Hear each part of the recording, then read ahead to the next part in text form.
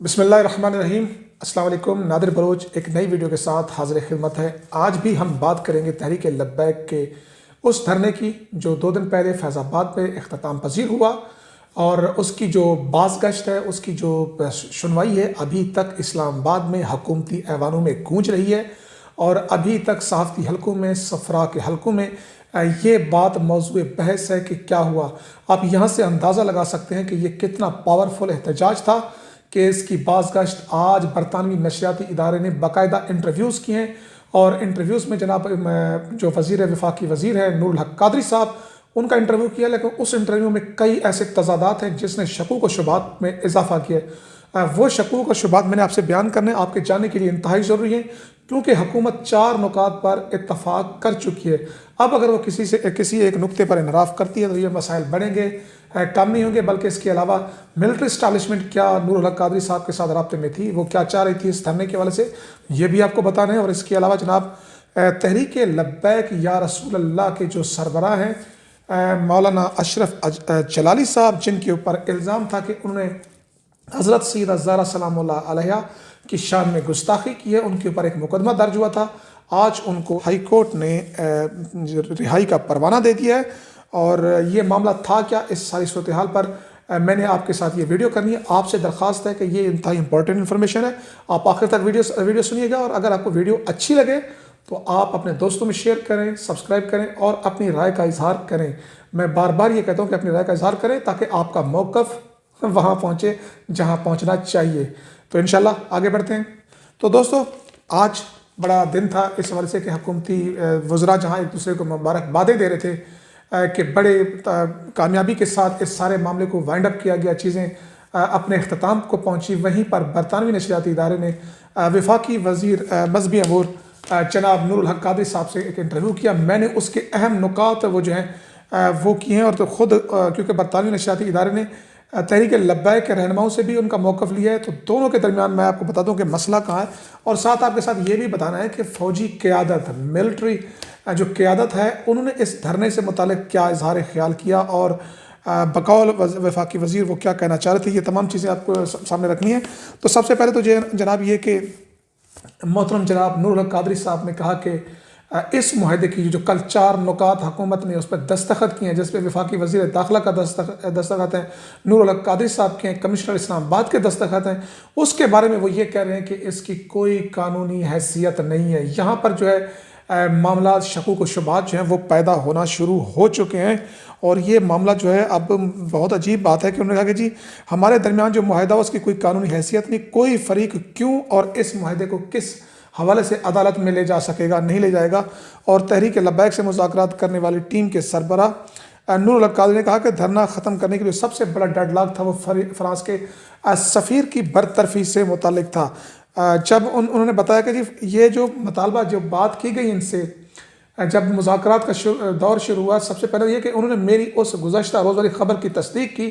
کہ مذاکرات جو ہے وہ اسلام آباد کے ایک خفیہ مقام پر کیے گئے ہیں، اور وہ جگہ وہ مینشن نہیں کرنا چاہتے تھے، اور انہوں نے وہاں پر نہیں بتائی، لیکن میں نے بتایا تھا کہ کل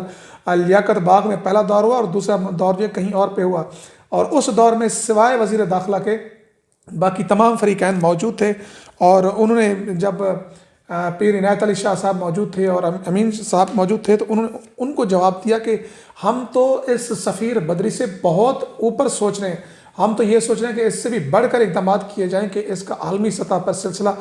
رک جائے، تھم جائے۔ تو اس کے اوپر یعنی کہ ہم نے اطمینان کیا، اور ان خاکوں کی اشاعت کو روکنے کے لیے ہمیں جو ہے خاطر خواہ یعنی کہ تسلی ہوئی، اور ہم اس پر کوشاں ہیں۔ لیکن اہم بات یہ ہے کہ انہوں نے کہا کہ جی ہمیں اس احتجاج پر کبھی کوئی اعتراض نہیں تھا۔ تو بہرحال یہ معاملہ چلا، جب ان سے سوال کیا گیا، جب ان سے پوچھا گیا کہ ملٹری اسٹیبلشمنٹ کیا آپ سے رابطے میں تھی اور اس سارے معاملے پر آرمی کا کیا موقف تھا، تو انہوں نے اس کا جو جواب دیا میں چاہوں گا کہ من و عن بیان کروں۔ انہوں نے کہا کہ جی اس سارے معاملے میں جو ملٹری اسٹیبلشمنٹ تھی یا ملٹری اسٹیبلشمنٹ کے لوگ تھے وہ رابطے میں تھے۔ انہوں نے کہا کہ اس احتجاج کو زیادہ دیر نہیں چلنا چاہیے، دہشت گردی کا خدشہ بھی موجود ہے، جو کہ میں نے آپ کو بتایا تھا پچھلے ولاگ میں کہ کس انداز میں D G I S P R نے پریس کانفرنس کی تھی، اور اس پہ خطرہ موجود تھا، اور ساتھ یہ بھی کہا گیا کہ کیونکہ کرونا کی صورتحال درپیش ہے اس وقت، اور ہم نہیں چاہتے کہ اس ساری صورتحال میں کوئی افراد یا جو تحریک لبیک کے افراد ہیں وہ متاثر ہوں، تو اس کو ختم ہونا چاہیے۔ انہوں نے کہا کہ وہ تحریک لبیک کی قیادت کے ساتھ یعنی کہ پیر نور الحق قادری صاحب جو کریں اتوار سے رابطے میں آئے، اور اس کے بعد جناب جب ان سے پوچھا گیا کہ فرانس کے سفیر کے نکالنے کے لیے پارلیمنٹ میں قانون سازی ہوگی یا نہیں،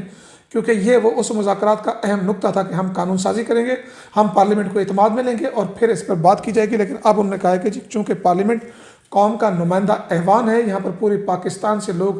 الیکٹ ہو کر آتے ہیں، اگر وہ چاہیں گے تو اس کے اوپر ہم بات کریں گے، لیکن ہم نے جو ہے اس کے اوپر سوچ رہے ہیں اس کے اوپر۔ اب آتے ہیں جناب فرانسیسی مصنوعات کے بائیکاٹ کے حوالے سے، تو انہوں نے کہا کہ حکومت نے اس سلسلے میں چیمبر آف کامرس سے جو تاجر ہیں ان سے بات کی ہے، ان سے رجوع کیا ہوا ہے، اور ان کی رائے آنے کے بعد اس پر سوچیں گے کہ کیا ہو سکتا ہے۔ تو یہ وہ صورتحال تھی، اور اس کے علاوہ جناب انہوں نے کہا کہ دھرنا ختم کرنے کے لیے حکومتی ٹیم کے ساتھ مذاکرات کرنے والی تحریک ساری صورتحال ہم نے جو ہے معاملہ افہام و تفہیم سے حل کیا ہے، اس میں کوئی دو رائے نہیں ہے اور دونوں طرف سے اتفاق تھا۔ اور اب آتے ہیں جناب پیر عنایت علی شاہ صاحب جو شمالی پنجاب کے ان کے امیر ہیں، انہوں نے ان سے جب سوال کیا تو انہوں نے کہا کہ جی اگر حکومت نے ان کے ساتھ کیے گئے وعدے پر عمل درآمد نہ کیا، معاہدے پر عمل نہ کیا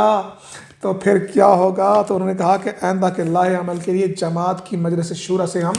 رجوع کریں گے، یعنی کہ یہ کلیئر میسج ہے۔ میں نے کل بھی بتایا تھا آپ کو کہ تحریک لبیک کی قیادت اس پر کوئی دوسری رائے نہیں رکھتی کہ اگر حکومت اپنے کیے گئے وعدے سے انحراف کرتی ہے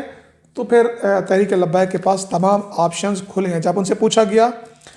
بات کی گئی تو انہوں نے کہا کہ فرانس کے سفیر کا مطالبہ کیا تو وفاقی وزراء کا موقف تھا کہ ان کا یہ مطالبہ تو بہت چھوٹا ہے، پیر عنایت علی شاہ کہہ رہے ہیں۔ تو حکومتی وزراء نے کہا کہ موجودہ حکومت تو اس سے بھی آگے کی سوچ رہی ہے۔ خیر جناب یہ ساری وہ باتیں تھیں، انہوں نے کہا کہ ہمیں یقین دہانی کرا کے بھیجا گیا ہے، اور ہم سمجھتے ہیں کہ اس سارے معاملے پر جو ہے بات کی جائے گی اور اس پر آگے سوچا جائے گا اور اس پر عمل درآمد کیا جائے گا۔ ایک اور خبر جناب جو آپ کے لیے شیئر کرنا ضروری ہے وہ یہ ہے کہ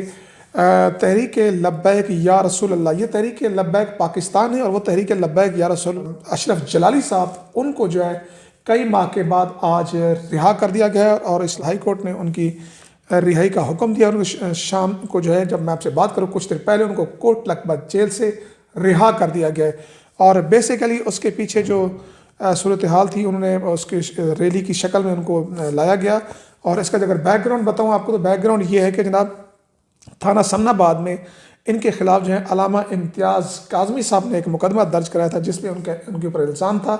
کہ انہوں نے حضرت سیدہ زہرا سلام اللہ علیہ کی شان میں گستاخی کی ہے، اور وہ اس کے اوپر ثابت قدم ہے اور معافی نہیں مانگ رہے۔ اور اس کے بعد ہم نے دیکھا مقدمہ درج ہوا، بہت سارے اہل سنت علماء بھی سامنے آئے، ایون کہ گدی نشین بھی سامنے آئے، اور اس پریشر کے بعد حکومت نے ان کو گرفتار کیا اور جیل بھیج دیا گیا۔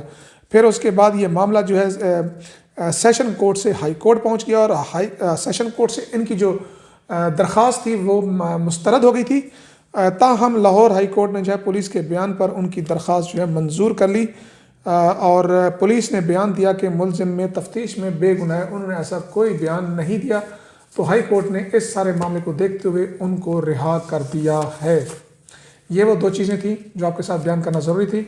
انشاءاللہ نئے موضوع کے ساتھ حاضر خدمت ہوں گے، مجھے دیجیے اجازت، اللہ حافظ ناصر۔